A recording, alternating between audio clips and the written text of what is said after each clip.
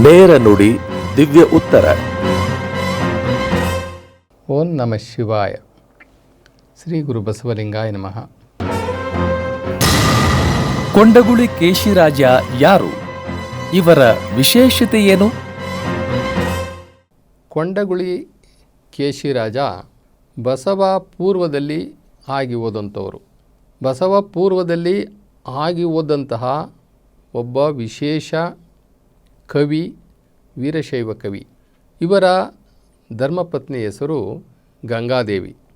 ಕೊಂಡಗುಳಿ ಕೇಶಿರಾಜರ ಆರಾಧ್ಯ ದೈವ ಸೋಮನಾಥ. ಆ ಸೋಮನಾಥ ದೇವಾಲಯ ಮತ್ತು ಕೊಂಡಗುಳಿ ಈ ಊರು ಇವತ್ತಿನ ಬಿಜಾಪುರ ಜಿಲ್ಲೆಯ ಸಿಂದಗಿ ಹತ್ರ ಬರ್ತದೆ. ಅಲ್ಲಿ ಇವರ ಜನನ ಆಗುತ್ತೆ. ಕೊಂಡಗುಳಿ ಕೇಶಿರಾಜ ಅಂತಂದರೆ ಚರಿತ್ರೆಯಲ್ಲೇ ಬಹಳ ದೊಡ್ಡ ಹೆಸರು. ಕೊಂಡಗುಳಿ ಕೇಶಿರಾಜನ ಹೆಸರನ್ನು ಎಲ್ಲ ಕವಿಗಳು ಹೊಗಳ್ತಾರೆ. ಯಾಕೆ ಅಂತಂದರೆ ಸಾಹಿತ್ಯ ಕ್ಷೇತ್ರದಲ್ಲಿ ಮಾಡಿರ್ತಕ್ಕಂಥ ಅತಿ ದೊಡ್ಡ ಹೆಸರು, ಸಂಶೋಧನೆಗಳು, ವೇದ, ಆಗಮ, ಉಪನಿಷತ್ತು ಎಲ್ಲವನ್ನೂ ತಿಳ್ಕೊಂಡಿದ್ದಂತಹ ಕೊಂಡಗುಳಿ ಕೇಶಿರಾಜ ಅವೆಲ್ಲವನ್ನೂ ಕೂಡ ತಿರಸ್ಕಾರ ಮಾಡಿ ಶಿವತತ್ವ ಅಭ್ಯಾಸ ಮಾಡ್ತಾಯಿದ್ರು. ಶಿವತತ್ವವನ್ನು ಒಪ್ಕೊಂಡಿದ್ರು. ಶಿವತತ್ವವನ್ನು ಒಪ್ಪಿಕೊಂಡು ಪರಮಾತ್ಮ ನಿರಾಕಾರ ಶಿವ, ಆ ನಿರಾಕಾರ ಶಿವನನ್ನು ಅವರು ಮಹಿಮೆ ಮಾಡ್ತಾಯಿದ್ರು. ನೋಡ್ರಿ, ಬಹುದೇವೋಪಾಸನೆಯ ಅಂದಿನ ಕಾಲದಲ್ಲಿ 108 ದೇವರುಗಳ್ನ ಇಟ್ಕೊಂಡು ಪೂಜೆ ಮಾಡ್ತಿದ್ದಂತಹ ಅಂದಿನ ಕಾಲದಲ್ಲೇ ಬಸವ ಪೂರ್ವದಲ್ಲಿ ಈ ಕೊಂಡಗುಳಿ ಕೇಶಿರಾಜ ಆ ನಿರಾಕಾರ ಪರಮಾತ್ಮ ಶಿವನನ್ನು ಸಾಕಾರಗೊಳಿಸಿಕೊಂಡು ಅವನ್ನು ಲಿಂಗದ ರೂಪದಲ್ಲಿ ಪೂಜೆ ಮಾಡ್ತಾಯಿದ್ರು. ಅಂದರೆ ಆವತ್ತಿನ ಲಿಂಗಗಳು, ಚರಲಿಂಗಗಳನ್ನು ಎಲ್ಲಿಗೆ ಅಂದರೆ ಅಲ್ಲಿ ತೊಗೊಂಡು ಹೋಗ್ತಾಯಿದ್ರು. ಎಲ್ಲಿ ಬೇಕಂದ್ರೆ ಅಲ್ಲಿ ಶಿವಯೋಗ ಮಾಡ್ತಾಯಿದ್ರು, ಶಿವಪೂಜೆ ಮಾಡ್ಕೊಳ್ತಾಯಿದ್ರು. ಅವರವರಿಗೆ ಇಷ್ಟ ಬಂದಷ್ಟು ಗಾತ್ರದಲ್ಲಿ ಲಿಂಗಗಳನ್ನು ಮಾಡಿಕೊಂಡು ಅವರು ಜೊತೆಗೆ ಅವರು ತೊಗೊಂಡೋಗ್ತಾಯಿದ್ರು. ಅಂತಹ ಶಿವಭಕ್ತ. ಅವತ್ತಿನ ಒಂದು ಕಾಲಘಟ್ಟದಲ್ಲಿ ವಿಕ್ರಮಾದಿತ್ಯ ರಾಜ ನಮ್ಮ ಈ ಕಲ್ಯಾಣ ಚಾಲುಕ್ಯರ ಸಂತತಿಯಲ್ಲಿ ಬರ್ತಾರೆ. ಈ ಕಲ್ಯಾಣ ಚಾಲುಕ್ಯರ ಕಾಲದ ಪೆರ್ಮಾಡಿ ರಾಯ 6ನೇ ವಿಕ್ರಮಾದಿತ್ಯನ ಕಾಲ ಅದು. ಈ ಪೆರ್ಮಾಡಿ ರಾಯ 6ನೇ ವಿಕ್ರಮಾದಿತ್ಯ ಒಬ್ಬ ಮಂತ್ರಿಯನ್ನು ಹುಡುಕ್ತಾ ಇರ್ತಾರೆ.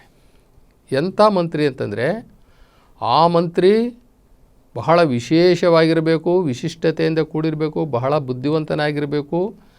ಅವನಿಗೆ ರಾಜ್ಯವನ್ನು ನಡೆಸುವಂತಹ ಎಲ್ಲ ಕುತಂತ್ರಗಳು ಮತ್ತು ಧಾರ್ಮಿಕ ವಿಚಾರಗಳು ಎಲ್ಲವೂ ಕೂಡ ಗೊತ್ತಿರಬೇಕು. ಅಂಥ ಒಬ್ಬ ಮಂತ್ರಿ ಬೇಕು ಅಂಥೇಳಿ ಪೆರ್ಮಾಡಿ ರಾಯ 6ನೇ ವಿಕ್ರಮಾದಿತ್ಯ ಆ ಇವತ್ತಿನ ಕಲ್ಯಾಣ ಏನಿದೆ, ಆ ಕಲ್ಯಾಣ ಚಾಲುಕ್ಯರ ಒಬ್ಬ 6ನೇ ರಾಜ, ಅವನು ಇಂಥ ಒಬ್ಬ ಒಳ್ಳೆ ನನಗೆ ಮಂತ್ರಿ ಬೇಕು, ಪ್ರಧಾನಮಂತ್ರಿ ಬೇಕು ಅಂತ ಹೇಳಿಬಿಟ್ಟು ಹುಡುಕ್ತಾ ಇರ್ತಾನೆ.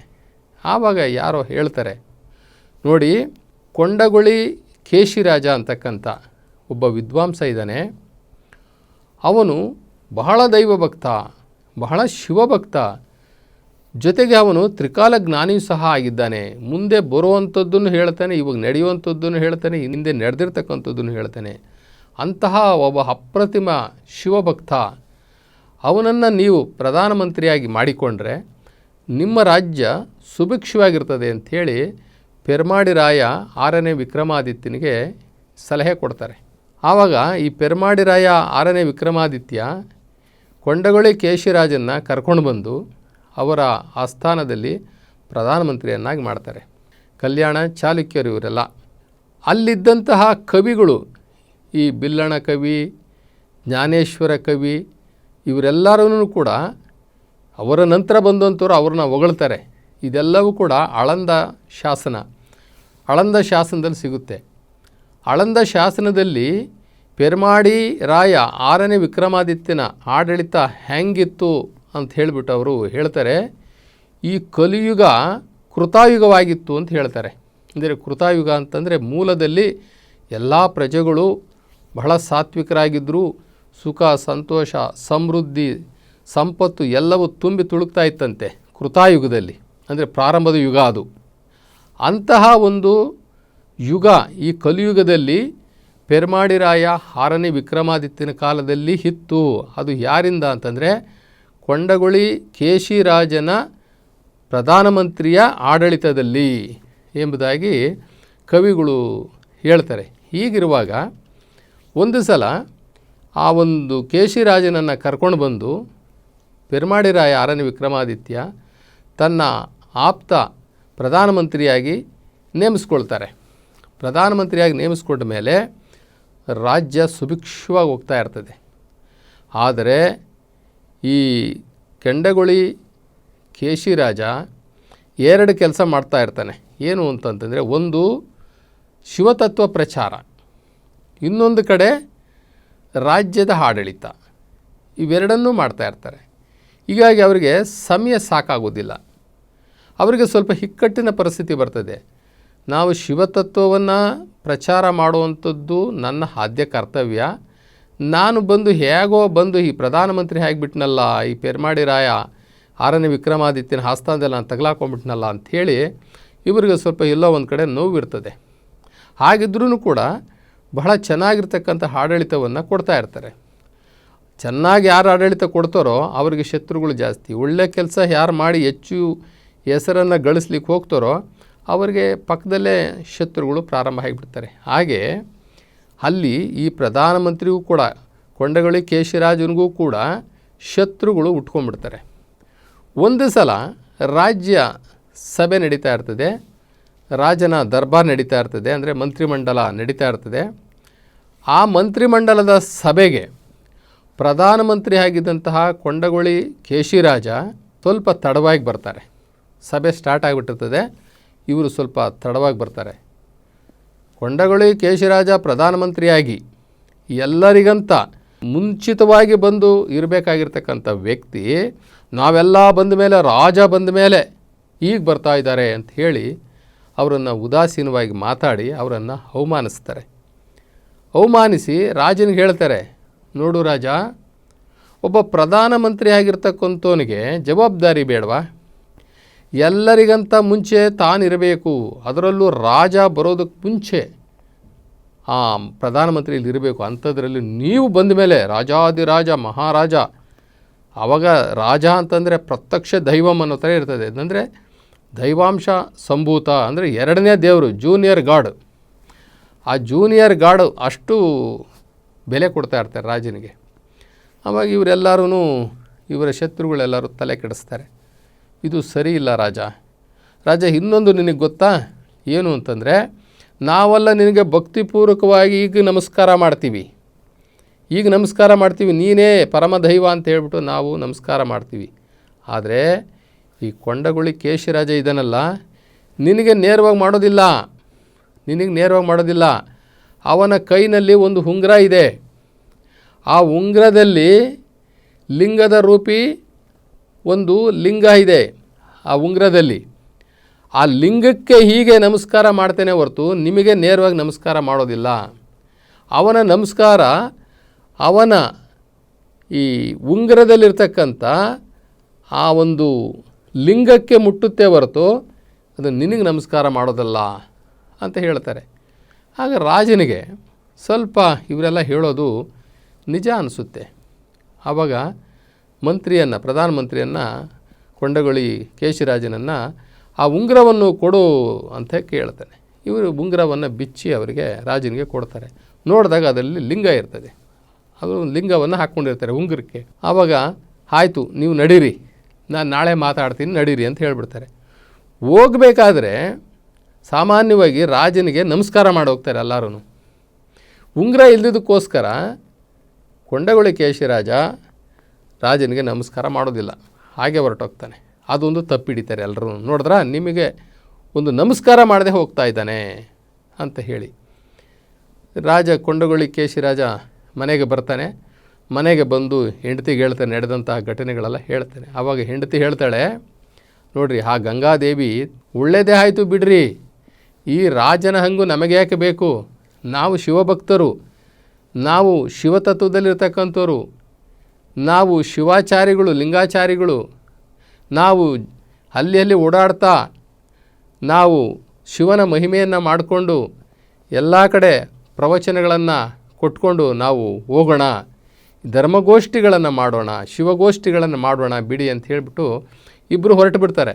ಹೊರಡೋದಕ್ಕೆ ಮುಂಚೆ ರಾಜ ಕೊಟ್ಟಿದ್ದಂಥ ಒಡವೆ ವಸ್ತ್ರಗಳು, ಆಭರಣಗಳು ಎಲ್ಲವನ್ನು ಕೂಡ ಬೆಲೆ ಬಾಳುವಂತಹ ವಸ್ತ್ರಗಳನ್ನೆಲ್ಲವನ್ನು ಕಟ್ಟಿ ಅವರ ಆಳು ಮುಖಾಂತರ ಕಳಿಸಿಬಿಡ್ತಾರೆ, ವಾಪಸ್ ರಾಜನಿಗೆ ಕಳಿಸಿಬಿಡ್ತಾರೆ. ಜೊತೆಗೆ ರಾಜ ಒಂದು ಚಿನ್ನದ ಕರಡಿಗೆಯನ್ನು ಮಾಡಿಕೊಟ್ಟಿರ್ತಾರೆ ಕೇಶಿರಾಜನಿಗೆ, ಒಂದು ಚಿನ್ನದ ಕರಡಿಗೆ, ಲಿಂಗವನ್ನು ಇಟ್ಕೊಳ್ಳಿಕ್ಕೆ. ಆ ಕರಡಿಗೆಯನ್ನು ಸಹ ವಾಪಸ್ಸು ರಾಜನಿಗೆ ಕಳಿಸಿಬಿಡ್ತಾರೆ. ಕಳಿಸಿಬಿಟ್ಟು ಆ ಒಂದು ರಾಜರ ಆಸ್ಥಾನವನ್ನು ಖಾಲಿ ಮಾಡಿಕೊಂಡು ಕಲ್ಯಾಣವನ್ನೇ ಬಿಟ್ಟು ಅವರು ಶಿವಪುರಕ್ಕೆ ಬಂದುಬಿಡ್ತಾರೆ. ಶಿವಪುರ ಅಂತಕ್ಕಂಥ ಒಂದು ಊರು, ಅಲ್ಲಿ ವಂಶವರ್ಧನ ಅಂತಕ್ಕಂಥ ಒಬ್ಬ ಭಕ್ತ, ಆ ಭಕ್ತನ ಮನೆಗೆ ಬಂದು ಅಲ್ಲಿ ಆಲ್ಟ್ ಆಗ್ತಾರೆ. ಆ ಭಕ್ತ ಒಬ್ಬ ಪ್ರಧಾನಮಂತ್ರಿ ಆಗಿದ್ದಂಥವನು. ಕೊಂಡಗುಳಿ ಕೇಶಿರಾಜ ಅತಿ ದೊಡ್ಡ ಪಂಡಿತ, ಧರ್ಮಗೋಷ್ಠಿ ನಡೆಸುವುದರಲ್ಲಿ ಅತ್ಯಂತ ಶ್ರೇಷ್ಠ. ಇಂತಹ ಶ್ರೇಷ್ಠ ಮನುಷ್ಯ, ಇಂತಹ ಶ್ರೇಷ್ಠ ಶಿವಭಕ್ತ ಆ ಪ್ರಧಾನಮಂತ್ರಿ ಹುದ್ದೆಯನ್ನೇ ಬಿಟ್ಟು ನಮ್ಮ ಮನೆಗೆ, ನಮ್ಮೂರಿಗೆ ಬಂದಿದ್ದಾನೆ ಅಂತ ನಮ್ಮ ಸೌಭಾಗ್ಯ ಅಂಥೇಳಿ ಅವರ ಪಾದವನ್ನೆಲ್ಲ ತೊಳೆದು ಅವರಿಗೆ ಸತ್ಕಾರವನ್ನು ಮಾಡ್ತಾರೆ. ಸತ್ಕಾರವನ್ನು ಮಾಡಿ ಸ್ವಲ್ಪ ದಿನಗಳು ಅಲ್ಲಿ ಧರ್ಮಗೋಷ್ಠಿ ಮಾಡ್ತಾ ಶಿವತತ್ವವನ್ನು ಪ್ರಚಾರ ಮಾಡ್ತಾ ಇರುವಂತಹ ಸಂದರ್ಭದಲ್ಲಿ ಈ ಪೆರ್ಮಾಡಿ ರಾಯ 6ನೇ ವಿಕ್ರಮಾದಿತ್ಯನಿಗೆ ಎಲ್ಲ ಸತ್ಯ ಗೊತ್ತಾಗುತ್ತೆ. ಇಂತಹ ಶಿವಭಕ್ತನನ್ನು ನಾನು ಆಚೆ ಕಳಿಸಿಬಿಟ್ನಲ್ಲ, ಇಂತಹ ಧರ್ಮಿಷ್ಠನನ್ನು ನಾನು ಆಚೆ ಕಳಿಸಿಬಿಟ್ನಲ್ಲ ಅಂತ ಹೇಳಿ ತಾನು ಸ್ವತಃ ಶಿವಪುರಕ್ಕೆ ಬಂದು ಪರಿಪರಿಯಾಗಿ ಕೊಂಡಗುಳಿ ಕೇಶಿರಾಜನ, ನಾನು ನೀನು ವಾಪಸ್ ಬಾ, ನಮ್ಮ ದೇಶಕ್ಕೆ ನೀನು ಬಾ, ಏನೂ ಮಾಡಬೇಡ, ನಿನಗೆ ಎಲ್ಲ ಸವಲತ್ತುಗಳನ್ನ ಮಾಡಿಕೊಡ್ತೀವಿ, ನೀನು ಶಿವಗೋಷ್ಠಿ ಮಾಡಿಕೊಂಡು ಧರ್ಮಗೋಷ್ಠಿ ಮಾಡಿಕೊಂಡು ನೀನು ಆರಾಮಾಗಿ ನಮ್ಮ ದೇಶದಲ್ಲೇ ಇರು, ನನ್ನ ರಾಜ್ಯದಲ್ಲೇ ಇರು, ನಿನಗೆ ಎಲ್ಲ ರೀತಿಯ ಪೂರಕವಾದಂಥ ಎಲ್ಲ ಸೌಲಭ್ಯಗಳು ನಾನು ಮಾಡಿಕೊಡ್ತೀನಿ ಅಂತ ಹೇಳಿದ್ರೂ ಕೂಡ ಇಲ್ಲ, ನಾನು ಬರೋದಿಲ್ಲ ಅಂತ ಹೇಳಿ ಕೊಂಡಗುಳಿ ಕೇಶಿರಾಜ ವಾಪಸ್ಸು ಹೋಗೋದಿಲ್ಲ. ಆನಂತರ ಅಲ್ಲಿ ಇಡೀ ದೇಶವನ್ನು ಸುತ್ತಾಡಿ ಶಿವನಾಮ ಸ್ಮರಣೆಯನ್ನು ಮಾಡ್ತಾ, ಧರ್ಮಗೋಷ್ಠಿಗಳನ್ನು ಮಾಡ್ತಾ, ಶಿವತತ್ವವನ್ನು ಎಲ್ಲ ಕಡೆ ಪ್ರಚಾರ ಮಾಡ್ತಾ ಕೊನೆಗೆ ಒಂದು ದಿನ ಬಂದು ಸಿಂದಗಿಯಲ್ಲಿರ್ತಕ್ಕಂಥ ಕೊಂಡಗುಳಿಯಲ್ಲೇ ಅವರು ಲಿಂಗೈಕ್ಯ ಆಗ್ತಾರೆ. ಇಷ್ಟು ಒಂದು ಸಣ್ಣ ಮಾಹಿತಿ ಕೊಂಡಗುಳಿ ಕೇಶಿರಾಜನ ಬಗ್ಗೆ. ಸತಿಪತಿಗಳೊಂದಾದ ಭಕ್ತಿ ಹಿತವಾಗಿಪ್ಪುದು ಶಿವಂಗೆ, ಇದು ಯಾರ ವಚನ? ಸತಿಪತಿಗಳೊಂದಾದ ಭಕ್ತಿ ಹಿತವಾಗಿಪ್ಪುದು ಶಿವಂಗೆ ಅನ್ನುವಂತಹ ಈ ವಚನವನ್ನು ಬರೆದವರು ಜೇಡರ ದಾಸಿಮಯ್ಯನವರು. ಜೇಡರ ದಾಸಿಮಯ್ಯನವರು ಮಹಾನ್ ಶಿವಭಕ್ತರು, ಶಿವತತ್ವಜ್ಞಾನಿಗಳು. ಇವರು ಅತ್ಯಂತ ಬಹಳ ಆಳವಾದಂತಹ ಚಿಂತನೆಯಲ್ಲಿ ಶಿವಯೋಗದ ಬಗ್ಗೆ, ಶಿವ ಮಹಿಮೆಯ ಬಗ್ಗೆ, ಇಡೀ ಜಗತ್ತಿನ ಮನುಕುಲದ ಏಳಿಗೆ ಬಗ್ಗೆ ಅನೇಕ ವಚನಗಳನ್ನು ಬರೆದಿದ್ದಾರೆ. ಅವರು ಸತಿಪತಿಗಳು ಒಂದಾದ ಭಕ್ತಿ ಹಿತವಾಗಿಪ್ಪುದು ಶಿವಂಗೆ ಅನ್ನುವಂಥದ್ದು ಸುಮ್ಮನೆ ಹೇಳಿಲ್ಲ. ಅವರು ಅವರ ಅರ್ಧಾಂಗಿಯ ಜೊತೆ ಆ ರೀತಿ ನಡೆದುಕೊಂಡು ಇಬ್ಬರು ಸತಿಪತಿಗಳಿಬ್ಬರು ಜೊತೆಯಾಗಿ ಶಿವನ ಸಾಧನೆಯನ್ನು ಮಾಡಿ, ಶಿವತತ್ವ ಸಾಧನೆಯನ್ನು ಮಾಡಿ, ಶಿವಜ್ಞಾನವನ್ನು ಜಗತ್ತಿಗೆ ಕೊಡುವಂತಹ ವಚನಗಳನ್ನು ಬರೆದು ಬಹಳ ಬಂಗಾರವಾದಂತಹ ಬಾಳನ್ನು ಬದುಕಿ, ಅದರಲ್ಲಿ ಅವರಿಗೆ ಬಂದಂತಹ ಅನುಭವದ ಮಾತುಗಳ ಫಲವಾಗಿ ಅವರು ಹೇಳಿರುವಂಥದ್ದು ಸತಿಪತಿಗಳೊಂದಾದ ಭಕ್ತಿ ಹಿತವಾಗಿಪ್ಪುದು ಶಿವಂಗೆ. ಸತಿಪತಿಗಳು ಒಂದಾಗದ ಭಕ್ತಿ ಅಮೃತದಳು ವಿಷ ಬೆರೆಸಿದಂತೆ. ಇಲ್ಲಿ ಸಾಧಕರಿಗೆ ಸಾಧನೆಗೆ, ಗಂಡನಿಗೆ ಹೆಂಡತಿ, ಹೆಂಡತಿಗೆ ಗಂಡ, ಇವರಿಬ್ಬರೂ ಬಹಳ ಅನ್ಯೋನ್ಯವಾಗಿರಬೇಕು. ಶರಣರು ಇನ್ನೊಂದು ಕಡೆ ಹೇಳ್ತಾರೆ, ಸತಿಗೆ ಪತಿ ಇರಬೇಕು, ಪತಿಗೆ ಸತಿ ಇರಬೇಕು, ಸತಿಪತಿಗಳಿಗೆ ಸುತರಿರಬಾರದು ಅಂತ ಹೇಳ್ತಾರೆ. ಸುತರಿರಬಾರದು, ಸಂಸಾರ ಬೇಡ ಅಂತ ಹೇಳ್ತಾರೆ. ಹೆಂಡತಿಗೆ ಗಂಡ ಬೇಕು, ಗಂಡಂಗೆ ಹೆಂಡತಿ ಬೇಕು.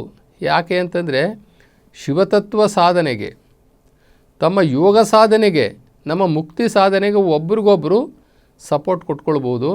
ಆದರೆ ಸಂತಾನ ಬೇಡ ಅಂತಾರೆ ನೋಡ್ರಿ. ಸಾಧಕರಿಗೆ ಸಂತಾನವಿರಬಾರ್ದು ಅಂತ ಹೇಳ್ತಾರೆ.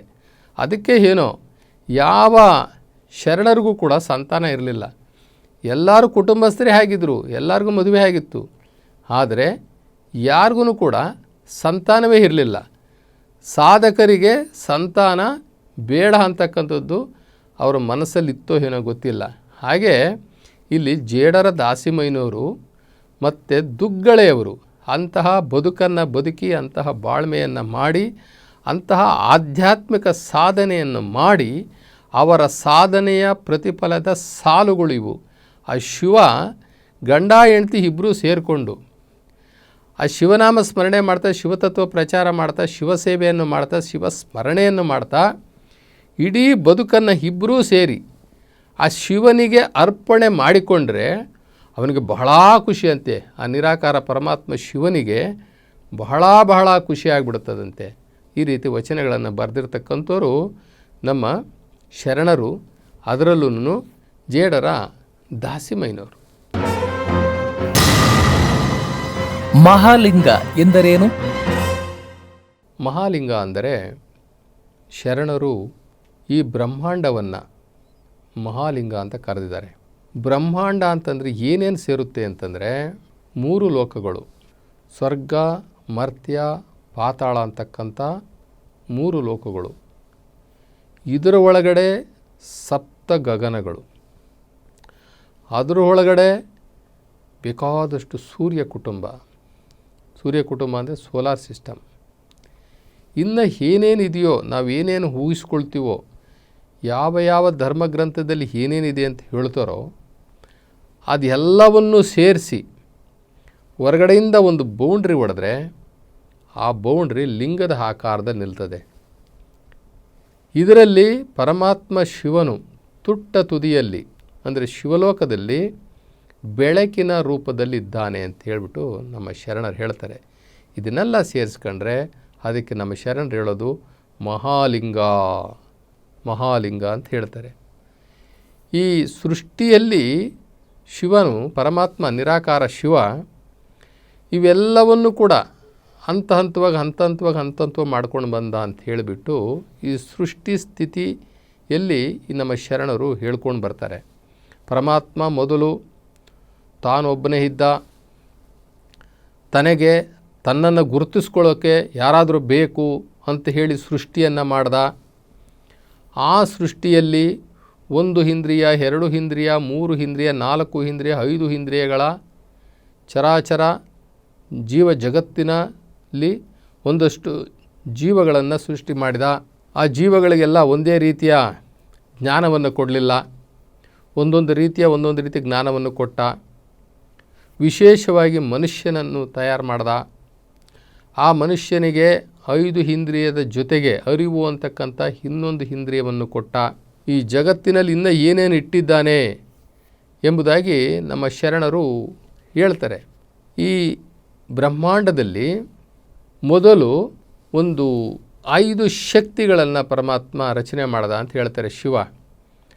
ಆ ಶಕ್ತಿಗಳು ಯಾವುದಪ್ಪ ಅಂತಂದರೆ ಪರಾಶಕ್ತಿ, ಆದಿಶಕ್ತಿ, ಇಚ್ಛಾಶಕ್ತಿ, ಕ್ರಿಯಾಶಕ್ತಿ ಅಂತಕ್ಕಂಥ ಪಂಚಶಕ್ತಿಗಳನ್ನು ಮೊದಲು ತಯಾರು ಮಾಡ್ದ ಶಿವ ಅಂತಾರೆ. ನಂತರ ಪಂಚ ಸಾಧಕ್ಯಗಳನ್ನು ತಯಾರು ಮಾಡ್ದ. ಅದರಲ್ಲಿ ಶಿವ ಅಮೂರ್ತಿ, ಮೂರ್ತಿ, ಕರ್ತೃ, ಕರ್ಮಗಳೆಂಬ ಈ ಪಂಚ ಸಾಧಕ್ಯಗಳನ್ನು ತಯಾರು ಮಾಡ್ದ ಅಂತ ಹೇಳ್ತಾರೆ. ನಂತರ ಪಂಚ ಕಲೆಗಳನ್ನು ಸೃಷ್ಟಿ ಮಾಡ್ದ. ಪಂಚಕಲೆಗಳು ಯಾವುದಪ್ಪ ಅಂದರೆ ಶಾಂತ್ಯಾತೀತ, ಶಾಂತಿ, ವಿದ್ಯೆ, ಪ್ರತಿಷ್ಠ, ನಿವೃತ್ತಿಗಳೆಂಬನ್ನುವಂತಹ ಪಂಚಕಲೆಗಳನ್ನು ಸಹ ಸೃಷ್ಟಿ ಮಾಡ್ದ. ನಂತರ ಪಂಚಭೂತಗಳನ್ನು ಸಹ ಸೃಷ್ಟಿ ಮಾಡ್ದ. 5 ಎಲಿಮೆಂಟ್ಸು. ಈ 5 ಎಲಿಮೆಂಟ್ಸ್ ಯಾವುದಪ್ಪ ಅಂತಂದರೆ ಪೃಥ್ವಿ ಅಂದರೆ ಭೂಮಿ, ಅಪ್ಪು ನೀರು, ತೇಜ ಬೆಂಕಿ, ವಾಯು ಮತ್ತು ಆಕಾಶ. ಈ ಆಕಾಶ ಅಂತಕ್ಕಂಥ ಈ 5 ತತ್ವಗಳನ್ನು ಈ ಜಗತ್ತಿನಲ್ಲಿ ಈ ಬ್ರಹ್ಮಾಂಡದಲ್ಲಿ ಸೃಷ್ಟಿ ಮಾಡ್ದ. ಇದನ್ನೆಲ್ಲ ಸೃಷ್ಟಿ ಮಾಡಿ ಏನು ಮಾಡ್ದ, ತನ್ನಲ್ಲಿ ಅಂದರೆ ಆ ನಿರಾಕಾರ ಪರಮಾತ್ಮ ತನ್ನಲ್ಲಿ ಗರ್ಭೀಕರಿಸಿಕೊಂಡ ಅಂತ ಹೇಳ್ತಾರೆ ಶರಣರು. ತನ್ನಲ್ಲಿ ಗರ್ಭೀಕರಿಸಿಕೊಂಡ ನಂತರ ತಾನು ಈ ಬ್ರಹ್ಮಾಂಡದಲ್ಲಿ ಬ್ರಹ್ಮಾಂಡಾತ್ಮನಾದ ಶಿವನು, ಆ ನಿರಾಕಾರ ಪರಮಾತ್ಮ ಶಿವನು ಬ್ರಹ್ಮಾಂಡಾತ್ಮನಾದ ನಂತರ ಏನಾದ ಅಂತಂದರೆ ಶಿವನು ಮಹಾನ್ ಜ್ಞಾನವಾದ. ನಂತರ ಶಿವನು ಮಹಾನ್ ಜ್ಞಾನ ಸ್ವರೂಪನಾದ. ನಂತರ ಶಿವನು ಜ್ಞಾನ ಪ್ರಕಾಶಮಯನಾದ. ನಂತರ ಶಿವನು ಆನಂದಮಯನಾದ. ಆದ್ದರಿಂದ ಆ ಪರಮಾತ್ಮ, ಆ ನಿರಾಕಾರ ಶಿವನು ಜ್ಞಾನ ಸ್ವರೂಪನೂ ಹೌದು, ಅವನು ಶಿವ ಸ್ವರೂಪನೂ ಹೌದು, ಪ್ರಕಾಶ ಸ್ವರೂಪನೂ ಹೌದು, ಜ್ಯೋತಿ ಸ್ವರೂಪನೂ ಅವನು. ಈ ಎಲ್ಲ ಅಂಶಗಳನ್ನು ಒಳಗೊಂಡಂತಹ ಶಿವ ಪರಮಾತ್ಮ ಅವನು ಯಾವತ್ತೂ ಕೂಡ ಸುಖ ದುಃಖ ಭಯ ಮೋಹಗಳಿಗೆ ಒಳಗಾಗದೇ ಇರತಕ್ಕಂಥ, ಹುಟ್ಟು ಸಾವಿಲ್ಲದೆ ಇರತಕ್ಕಂಥ, ಸರ್ವಸ್ವವನ್ನು ತನ್ನ ಹಿಡಿತದಲ್ಲಿ ಇಟ್ಕೊಂಡಿರ್ತಕ್ಕಂಥ, ಶಿವಲೋಕದಲ್ಲಿ ಇದ್ದುಕೊಂಡು ಈ ಇಡೀ ಜಗತ್ತನ್ನು, ಈ ವಿಶ್ವವನ್ನು ಬೆಳಗುವಂತಹ ಪರಂಜ್ಯೋತಿರ್ಲಿಂಗ. ಆ ಪರಂಜ್ಯೋತಿರ್ಲಿಂಗ, ಈ ಅಂತಹ ಲಿಂಗವೇ ಈ ಮಹಾಘನ, ಈ ಮಹಾಲಿಂಗ. ಇದನ್ನೇ ನಾವು ಮಹಾಲಿಂಗ ಅಂತಾರೆ ನಮ್ಮ ಶರಣರು. ಆದ್ದರಿಂದ ಈ ಪರಮಾತ್ಮನ, ಆ ನಿರಾಕಾರ ಪರಮಾತ್ಮನ ಸಾಕಾರ ಕುರುವಾಗಿರ್ತಕ್ಕಂಥ ಇಷ್ಟು ದೊಡ್ಡ ಬ್ರಹ್ಮಾಂಡ, ಆ ಬ್ರಹ್ಮಾಂಡದೊಳಗೆ ಇಷ್ಟು ತತ್ವಗಳು ಅಡಗಿದ್ದಾವೆ. ಇವೆಲ್ಲವನ್ನು ಕೂಡ ಗರ್ಭಿಸಿಕೊಂಡಿರ್ತಕ್ಕಂಥ ಆ ಶಿವನ ಒಂದು ಊಹೆಗೆ ನಿಲುಕದಂತಹ ಅಪ್ರತಿಮ ಅಪ್ರಮಾಣ ಆ ಶಿವನ ಕುರುಹನ್ನು ನಾವು ಬಸವಣ್ಣನವರು ಮತ್ತು ಶರಣರು ಮಹಾಲಿಂಗ ಅಂತ ಹೇಳಿಬಿಟ್ಟು ಕರೀತಾರೆ.